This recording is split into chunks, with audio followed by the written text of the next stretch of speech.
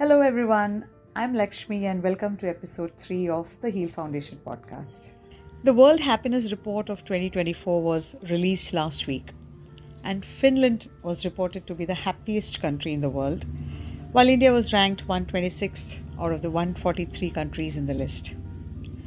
Now, happiness means different things to different people, and while we cannot make the entire world happy all the time, we definitely can do a lot of things to make our own little worlds happy and peaceful. And on that note, today's real life story is about a little boy and his real life problems and the little things that the people around him did for him to bring him peace and happiness. Tejas is 8 years old, grade 4, and he has recently joined a new school in the heart of a big city. Tejas is really looking forward to making new friends and happy memories because his previous school had given him really sad and bad experiences. And on day one, as he was waving goodbye to his mom, he still felt his heart heavy and his throat dry. 2 weeks later, Tejas' mom started getting complaints from other parents and few teachers as well. Now, Tejas has a problem.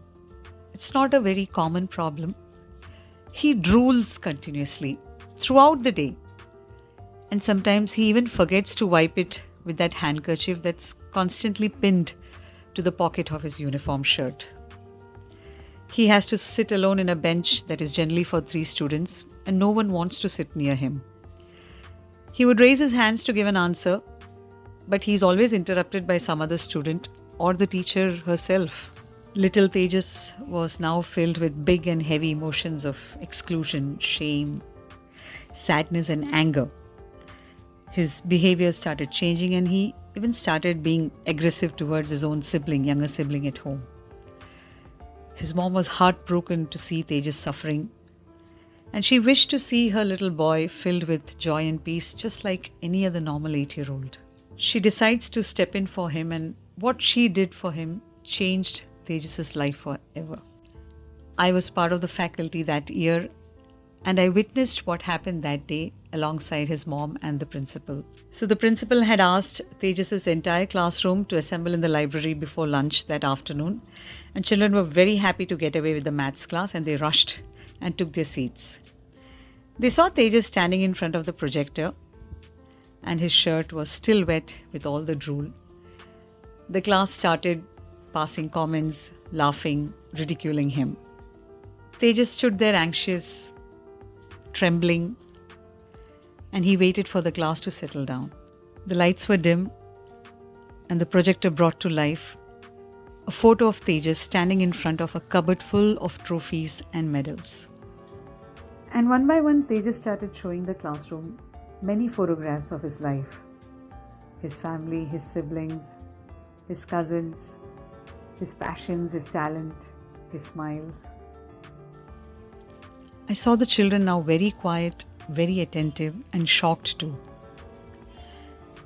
And in his best possible way, Tejas started his story. He said, "I'm Tejas, and when I was born, my tongue was tied, and there were other small problems also in my mouth. My Appa Amma had taken me to many doctors, and I have had 2 surgeries so far. My Amma says that I will be totally fine soon. I know I drool, but I don't do it purposely. It's not in my control. I don't like it either, but it keeps happening. No one in this class talks to me, so I couldn't tell this to anyone. My Amma and Principal Ma'am thought that it will be a good idea to tell my classmates who I am. So I am Tejas. I'm a very fast runner, a good painter, and I play badminton very well too. These are my medals and trophies. I would like to talk and play and make friends with all of you.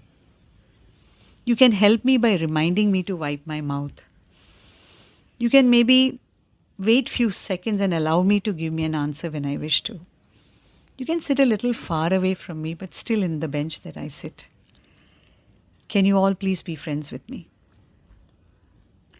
I looked again at the class. There were tears. Some heads were hung. Some had their hands on their face. Janvi responded first. She was in tears when she got up and went up to Tejas and hugged him tight. The library erupted in applause and cheer.